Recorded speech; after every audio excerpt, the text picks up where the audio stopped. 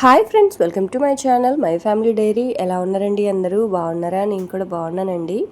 మీరందరూ ఎలా ఉన్నారో నాకైతే కామెంట్ సెక్షన్లో కామెంట్ చేయండి.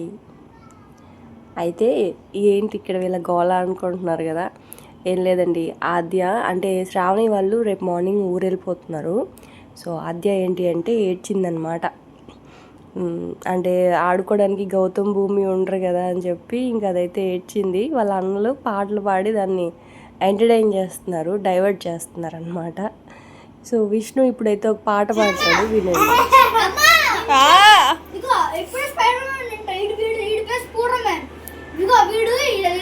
ఇప్పుడు నువ్వు ఆ పాట పాడతావా? పాడవా? పాడు. పాడండి.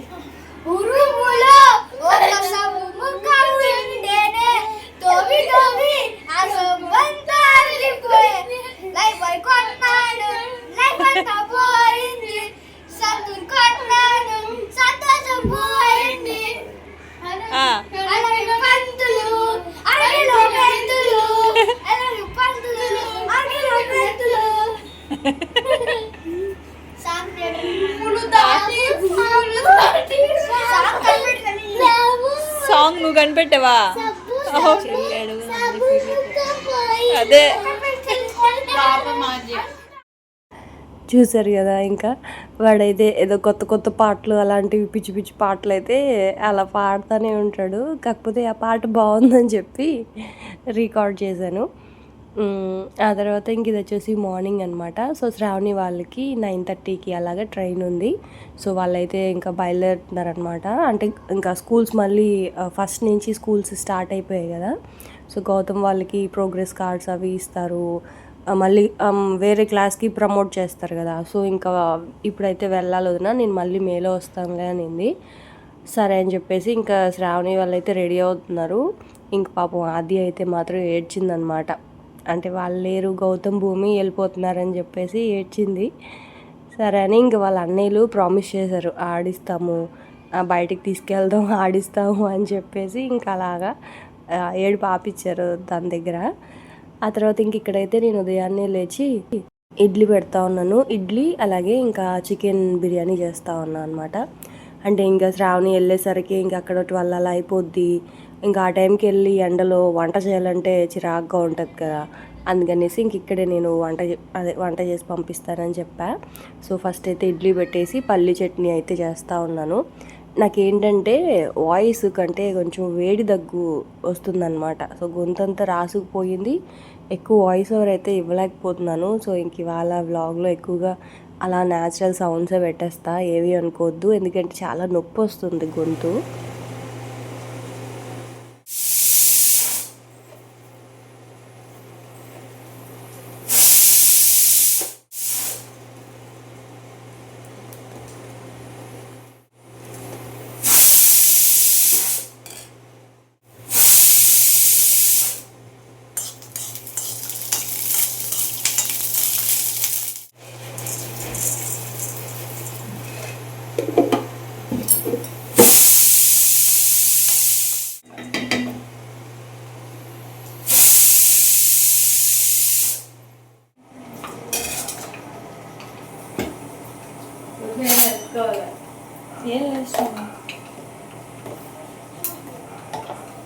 కప్పులు ఇస్తావా? టీ ఇస్తాను.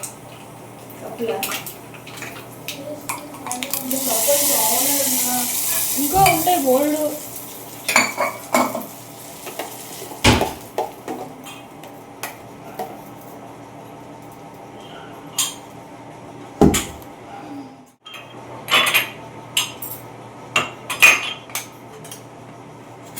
మంచి ఇడ్లీలు బాగుంటాయి.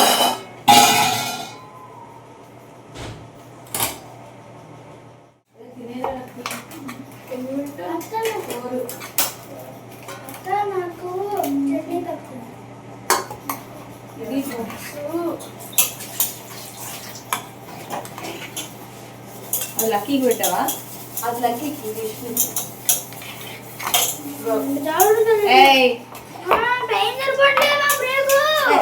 క్లాస్ జరగట్లేదు.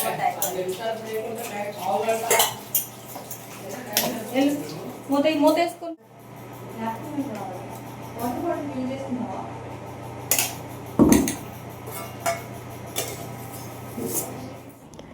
ఇంకా టీ అయితే మరిగిపోయింది.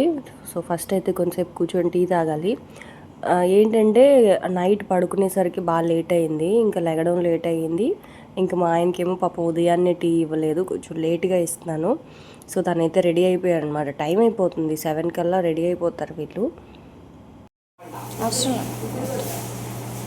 స్పూన్ వద్దు కదా ఇడ్లీ.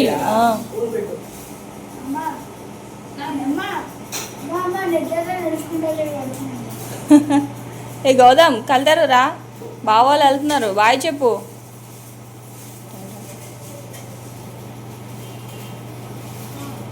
గౌతమ్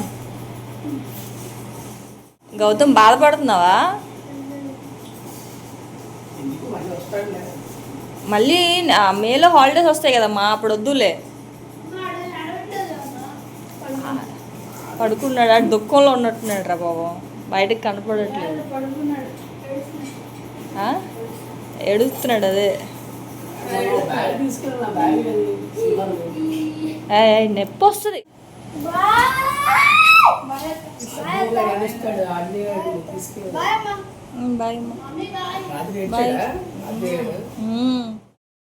ఇంకా వాళ్ళైతే బయలుదేరారు, స్కూల్కి అయితే వెళ్ళిపోయారు. ఇంక నేనైతే బిర్యానీ చేస్తూ ఉన్నాను అనమాట. సో ఇంక ఇప్పుడు కనుక వండేస్తే ఇంకా మధ్యాహ్నం మాకు కూడా ఉంటుంది, ఇంకా శ్రావణికి కూడా ఉంటుంది కదా అన్నట్లుగానే. ఎలాగో మా వారికి త్వరగా వండాలి, అంటే లంచ్ బాక్స్ త్వరగా చేయాలి. నేను అందుకే ఉదయాన్నే కర్రీ అయితే వండేస్తాను. అన్నం మాత్రం మధ్యాహ్నంగా, అంటే కొంచెం 11:30 ఆ టైంకి అయితే వండుతున్నాను అనమాట. కర్రీ మాత్రం ఎప్పుడు మార్నింగే వండేస్తా, ఎందుకంటే మళ్ళీ మా వారు వచ్చే టైంకి ఒకవేళ లేట్ అయిందంటే తిడతారు కదా అని చెప్పేసి. సో అందుకే ఇంక ఇప్పుడు బిర్యానీ కూడా ఇప్పుడే వండేస్తున్నాను అనమాట. అయితే ఇంక ఇక్కడైతే ఎప్పుడు చెప్పేలాగానే 4 గ్లాసెస్ రైస్కి 4 ఆనియన్స్. చికెన్ దమ్ బిర్యానీకైనా చికెన్ పులావ్కైనా సరే ఒకటే కొలతలండి. అయితే ఇంక ఇక్కడైతే ఫస్ట్ ఆయిల్ వేసుకున్నాను, 200 ml ఆయిల్ వేసుకున్నాను కేజీ రైస్కి. హోల్ గరం మసాలా దినుసులు వేసుకొని ఒక 4 ఆనియన్స్ చాప్ చేసి వేసుకున్నాను. కారం మాత్రం తగ్గించేసుకున్నాను. ఇక్కడ ఒక 3 అంటే 3 పచ్చిమిర్చి వేసుకున్నాను. అలాగే అల్లం వెల్లుల్లి పేస్ట్ వచ్చేసి 4 గ్లాసెస్కి 4 స్పూన్స్ అల్లం వెల్లుల్లి పేస్ట్. మనకి ఉల్లిపాయలు ఎంత బాగా ఎర్రగా వేగితే బిర్యానీ కలర్ అనేది అంత బాగా వస్తుంది అనమాట. సో బిర్యానీ ఉల్లిపాయలు అయితే మాత్రం బాగా ఎర్రగా ఫ్రై అయిపోవాలన్నమాట.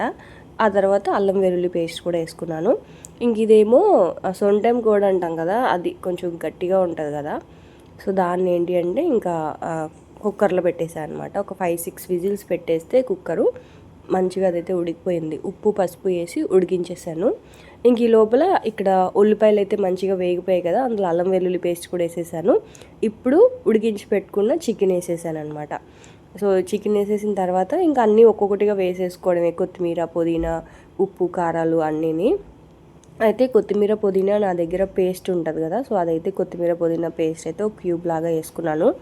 అంటే ఇలా వేయడం వల్ల ఏంటి అంటేనండి, చిన్నపిల్లలు తినేటప్పుడు ప్రతిదీ తీసి పక్కన పెట్టరు అనమాట. అంటే కొత్తిమీర పుదీనా లేకపోతే పచ్చిమిర్చి ఉల్లిపాయలు ఇవన్నీ తీసి పక్కన పెట్టే ఛాన్స్ వాళ్ళకు ఉండదు. ఎందుకంటే కొత్తిమీర పుదీనా నేను పేస్ట్ చేసేసాను. అలాగే ఉల్లిపాయలు కూడా బాగా ఎర్రగా వేయించడం వల్ల బిర్యానీలో కరిగిపోతాయి అన్నమాట ఉల్లిపాయలు. సో పిల్లలు తీసి పక్కన పెట్టడానికి ఉండదు. అలాగే పచ్చిమిర్చి కూడా నేను ఎక్కువ వేసుకోలేదు, ఒక 3 వేసుకున్నాను. అవి కూడా అసలు కారం లేవన్నమాట. మీరైతే ఒక 6 అలా వేసుకోండి, 6-7 వేసుకోండి. సో ఇంకా తర్వాత ఏంటి అంటే ఇంకా పసుపు ఒక 1/2 స్పూన్ పసుపు, ఉప్పు, కారం కూడా జస్ట్ ఒక 1/2 స్పూనే వేసాను. మీరు ఒక స్పూన్ అయితే వేసుకోండి. ఆ తర్వాత ధనియాల పొడి ఒక స్పూను, ఒక 1/2 స్పూను గరం మసాలా, బిర్యానీ మసాలా ఇవన్నీ వేసుకోండి. నేను మాత్రం అన్ని మసాలాలు కొంచెం తగ్గించే వేసుకున్నానండి, చెప్తున్నాను కదా పిల్లలు తినాలి అని చెప్పేసి. సో ఏమన్నా కొంచెం చిన్నపిల్లలు ఉన్నప్పుడు కొంచెం జాగ్రత్తగానే వండాలి కదా. నాకేంటి అంటే లక్కీ విష్ణుతో ఆ ప్రాబ్లం లేదు, వాళ్ళు తినేస్తారు కారము. సో గౌతమ్ భూమి ఆద్య తినకపోయేసరికి నేను చాలా జాగ్రత్తగా మైండ్లో నాకు నేను చెప్పుకుంటున్నాను అనమాట, కారం తక్కువ వేయాలి అని. అంటే ఎప్పుడు నాకు వేసే కొలతలు అలవాటు కదా, సో కారం దగ్గరికి వచ్చేసరికి చాలా జాగ్రత్తగా వేస్తున్నాను అనమాట. గ్రేవీ చూసారా ఎంత దగ్గరికి ఎంత బాగా వచ్చిందో. అయితే ఇలా దగ్గరగా అయిపోయిన తర్వాత దీంట్లో మీరు రైస్ వేసేసి వాటర్ వేసేస్తే పులావ్ అయిపోద్ది. అలా కాకుండా రైస్ని పక్కన ఒక 70% కుక్ చేసుకొని పైన కనుక వేస్తే దమ్ బిర్యానీ అయిపోద్ది అనమాట. సో మీ ఇష్టం, మీకు ఎలా కావాలో అలా చేసుకోవచ్చు. నేను మ్యాక్సిమం ఎప్పుడు కూడా దమ్ బిర్యానీయే చేస్తాను. కాకపోతే ఇంక ఇప్పుడు టైం లేదు, అందుకే ఇంకా పులావ్ లాగా వండేస్తున్నాను. సో టేస్ట్ అనేది డిఫరెన్స్ ఉంటుందా అంటే కొంచెం ఉంటుందండి, ఖచ్చితంగా కొంచెం ఉంటుంది. కానీ మరీ అంత వేరియేషన్ అయితే ఏమీ ఉండదు. ఏం లేదు, దమ్ బిర్యానీకి ఏంటి అంటే నైట్ అయినా సరే రైస్ అనేది కొంచెం పొడి పొడిగానే ఉంటుంది. పులావ్ ఏంటి అంటే కొంచెం మనం చూడండి గట్టిగా, అంటే పొడి పొడిగా మనం చేత్తో ఇలా నలిపితే పొడి పొడిగా అయిపోద్ది, కానీ కొంచెం ఇలా ఉంటుంది అనమాట. అన్నం ముద్ద పెడితే ఎలా ఉంటుంది అలాగా. సో అందుకే నేను మ్యాక్సిమం దమ్ బిర్యానీయే చేస్తాను. ఇంక ఇప్పుడు ఏంటి అంటే మధ్యాహ్నం తినే టైంకి ఇది ఓకే, నైట్ వరకు ఉండదు కదా, సో మాకు ఇది సరిపోద్ది మధ్యాహ్నానికి, మాకు శ్రావణి వాళ్ళకి. సో అందుకని ఇంక పులావ్లాగా వండేస్తున్నాను అనమాట. అయితే రైస్ వేసేసి మంచిగా కలిపేసి వేడి నీళ్ళు మాత్రం మరిగించి వేసుకోవాలి. అలా కాకుండా డైరెక్ట్గా నార్మల్ వాటర్ కనుక బియ్యంలో వేసేసామనుకోండి ఉడికిపోతుంది. కాకపోతే ఏమవుతుందంటే బియ్యం బియ్యం పడిపోద్ది, బిర్యానీ అనేది పొడి పొడిగా రాదు, కొంచెం ముద్దగా వస్తుంది అనమాట. అందుకే నేను ఎప్పుడు నీళ్ళు అనేది పక్కన బాయిల్ చేసి వేసుకుంటాను. ఒక గ్లాస్ రైస్కి 1.5 గ్లాస్ వాటర్ చొప్పున మరిగించి వేసుకున్నాను. ఇంక ఇక్కడేమో శ్రావణి రెడీ అవుతూ ఉంది, ఇంకా భూమికి అయితే జడేస్తూ ఉన్నాను. నిజంగా అండి, ఆడపిల్లలకి జడలేయడము, వాళ్ళు రెడీ చేయడము అదంతా అంటే నాకు అలవాటు లేదు కదా. అంటే లక్కీ విష్ణు ఏంటి అంటే మామూలుగా ప్యాంట్ షర్ట్ వేస్తే సరిపోద్ది. సో నిజంగా ఆడపిల్లలు ఉన్న వాళ్ళ ఇంట్లో ఏంటి అంటే కొంచెం ఈ జడలు అనే ఒక కాన్సెప్ట్ మాత్రం టైం టేకింగ్ అనే చెప్పాలి. మెయిన్గా ఇప్పుడైనా ఏముందిలేండి, మహా అయితే ఒకళ్ళు ఇద్దరు. నాకు ఇప్పటికీ నేను శ్రావణి ఎంత డిస్కస్ చేసుకున్నామంటే, ఆ రోజుల్లో అంటే మన అమ్మ వాళ్ళు ఆ టైము ఉంటుంది కదా, సో వాళ్ళు ఒక్కొక్కళ్ళు ఆ రోజుల్లో 10 మందిని 8 మందిని అలా కనేవాళ్ళండి. అసలు అంతమంది పిల్లల్ని ఎలా హ్యాండిల్ చేసేవాళ్ళు, వాళ్ళకి ఎలా జడలేసేవాళ్ళు, అసలు వాళ్ళకి నచ్చినవి అంటే ఒక్కొక్క పిల్లలు ఒక్కొక్కటి తింటున్నారు. అంటే ఇప్పుడు ఇక్కడ ఏంటి అంటే ఆద్య ఒకటి తింటుంది, భూమి గౌతమ్ ఒకటి తింటారు, లక్కీ విష్ణు ఒకటి తింటారు. సో అందరికీ కామన్గా ఉన్నది వండాలి అంటే చాలా ఆలోచించాల్సి వస్తుంది. ఆ రోజుల్లో ఒక్కొక్క ఇంట్లోనే 10 మంది పిల్లలు 8 మంది పిల్లలు ఉండేవాళ్ళు. మరి ఒక్కొక్కళ్ళు ఒక్కొక్కటి ఎలా చేసేవాళ్ళు అంటే ఓకేలేండి, అప్పట్లో బహుశా ఒకటే అలవాటు చేసి ఉండొచ్చు. ఇక్కడ ఏంటి అంటే ఇప్పుడు అంతా ఫుల్ మనకి తెలుస్తున్నాయి, రుచులన్నీ తెలుస్తున్నాయి బయట నుంచి మనం తీసుకురావడం కానీ, లేకపోతే పిల్లలు ఫోన్లో లేకపోతే రెసిపీస్ అన్నీ వాళ్ళకు కూడా కొత్త కొత్త వెరైటీస్ అన్నీ పిల్లలకు తెలియడం వల్ల మాకు అది కావాలి ఇది కావాలి అని పేచి పెడతారు. కానీ ఆ రోజుల్లో అలా లేదులేండి, ఈ ఫోన్లు ఇవి లేవు కాబట్టి బహుశా వాళ్ళకి ఆ ప్రాబ్లం లేదేమో. ఇంకోటి ఏంటి అంటే మెయిన్గా హ్యాండిల్ చేయడం అండి పిల్లల్ని. మా ఇంట్లో ఇప్పుడు మహా అయితే 5 మంది పిల్లలు ఉన్నారు, అందులో లక్కీ విష్ణు కొంచెం పెద్ద పిల్లలే. అప్పట్లో ఒక ఇంట్లోనే 10 మంది పిల్లలు 8 మంది పిల్లలు, ఏ ఫ్యామిలీలో చూసుకున్నా తక్కువ ఒక 5-6 మంది కంటే తక్కువ పిల్లలు ఎక్కడ ఉండేవాళ్ళు కాదు. ప్రతి ఇంటికి ఒక 6 మంది పిల్లలైనా 6 డజన్ పిల్లలైనా ఉండేవాళ్ళు, కనేవాళ్ళు కదా ఆ రోజుల్లో. సో అంతమంది పిల్లల్ని ఎలా హ్యాండిల్ చేసేవాళ్ళు, ఎందుకంటే వాళ్ళు ప్రతి సంవత్సరం అంటే ఇంకా 2 ఇయర్స్కి ఒకసారి వాళ్ళకి డెలివరీలు అవుతూనే ఉంటాయి. అంటే వాళ్ళు ఒంటికి పచ్చని చేస్తూనే ఉండాలి, వాళ్ళ ఒంటి గురించి వాళ్ళు ఆలోచించుకోవాలి, పిల్లల గురించి ఆలోచించాలి. నిజంగా ఆ రోజుల్లో అంతమంది పిల్లల్ని పెంచడం అనేది చాలా గ్రేట్ అసలు. సో మాకేంటి అంటే ఏం లేదు, పిల్లలు ఇంకా అందరూ ఒక దగ్గర ఉండేసరికి హ్యాండిల్ చేయడం కొంచెం కష్టమే, కానీ బాగుంటుంది. అందరూ ఒక దగ్గర ఉండి పిల్లలందరూ ఒకే ఊరైతే బాగుండు, అట్లీస్ట్ వీకెండ్స్ కలుసుకునేవాళ్ళు. ఇప్పుడు ఏంటి అంటే దూరం కదా, ఒక్కొక్కళ్ళు ఎప్పుడో 2-3 నెలలకు ఒకసారి కలవడం కూడా కష్టమైపోతూ ఉంటుంది. పాపం వీళ్ళకి కూడా ఇంకొన్ని రోజులు ఉండాలని, కాకపోతే ఇంకా హాలిడేస్ లేవు, ప్రోగ్రెస్ కార్డ్ ఇంకా అవన్నీ ఇస్తారు కదా, అందుకని చెప్పేసి ఇంకా బయలుదేరుతుంది శ్రావణి అయితే. అమ్మ మరి నిన్నొక్కటే పంపించట్లే కదా, అడుగు మరి అమ్మకి. అమ్మ నిన్నొక్కటే పంపించట్లే కదా, ఈసారి అడుగు అమ్మనే అంటున్నాను. ఇంక మేమేమో అలా కూర్చొని తీరిగ్గా కబుర్లు చెప్పుకుంటూ ఉన్నాం అనమాట. ఇంక ఈ లోపల మా ఆయన అయితే ఓలా ఆటో అయితే బుక్ చేసి త్వరగా వెళ్ళండి అని చెప్పేసి కంగారు పెట్టేశారనమాట. అంటే ఆటో కింద వెయిట్ చేస్తుంది, త్వరగా వెళ్ళండి టైం అయిపోతుంది అని చెప్పి. సరే అని చెప్పి ఇంకా పరిగెట్టుకొని వచ్చాం. మేమేమో ఇంకా ఆటో రాలేదు కదా అని చెప్పి తీరిగ్గా కూర్చొని మాట్లాడుకుంటున్నాం. తను కాల్ చేస్తారు కదా ఆటో వచ్చే ముందు అనుకుంటే ఆటో పెట్టేసిన తర్వాత కాల్ చేశారు. అదేమో కింద వెయిట్ చేస్తూ ఉంది. ఇంకా అలా హడావిడిగా వచ్చేసాము. అయితే ఇంక పాపం చూడండి భూమి ఆద్య అంటే పాపం తోడుగా ఆడుకునే వాళ్ళిద్దరు ఉంటేనేమో గొడవ పడతారు, ఇలా ఊరు వెళ్ళిపోతుంటే మాత్రం బాధపడుతూ ఉంటారనమాట. పిల్లలు ఇంక అంతే కదా. నాకు బాధేసింది. అప్పుడు అనిపించింది ఒకే ఊరిలో ఉంటే బాగుండేమో అని. అట్లీస్ట్ అప్పుడప్పుడు అయినా కలుస్తూ ఉంటారు కదా అందరూ పిల్లలు అందరూ.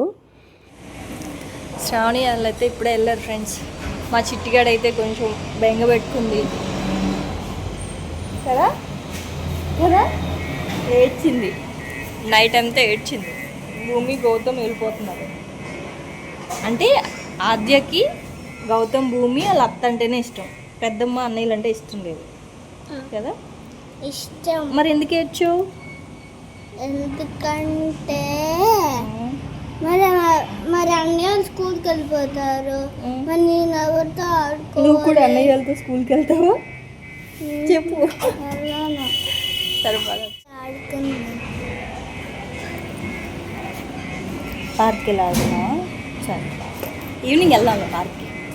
ఈవినింగ్ పెద్దమ్మ తినేసాక కిందకి వచ్చి పార్క్లో ఆడుకుంది. ఎండమ్మా. ఎందుకు? ఎండ కదే పార్క్లో ఇప్పుడు. ఇంక వాళ్ళైతే వెళ్ళారు. సో ఇంకా అదేమో కింద పార్క్లో ఆడుకుందాం అని చెప్పి, ఎండగా ఉంది కదమ్మా ఈవినింగ్ వెళ్దాంలే అని చెప్పి ఇంకా పైకి వచ్చేసాము.